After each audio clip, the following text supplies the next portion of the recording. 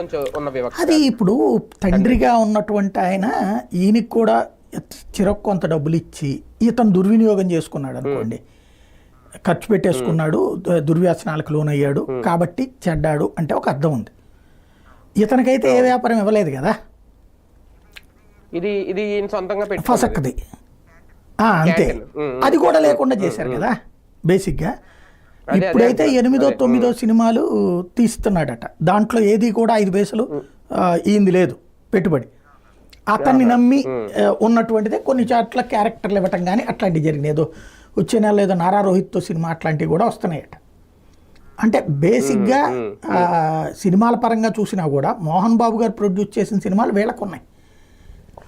మనోజ్కి ఏముంది బేసిక్గా, మనోజ్ కెరీర్ని కానీ మనోజ్ ఫ్యూచర్ని గురించి కానీ సీరియస్ ఎఫర్ట్ పెట్టినటువంటి దాఖలా లేదు మనకు ప్రత్యక్షంగా కనబడుతున్న సినిమాల ఇష్యూ చూస్తుంటే. సమస్యల్లో ఏంటంటే ఇతను వ్యవహార శైలి పరంగా మరి అంటే ఇప్పుడు ఎట్లా ఉంటుందంటే బాగా అభిమానంగా ఉండేటటువంటి బిడ్డ పట్ల, అంటే ఇప్పుడు విష్ణు మాట్లాడే మాటలు చూస్తుంటే ఏ తండ్రికైనా గుండెల్లో ఆవిర్లు పొంగుతాయి.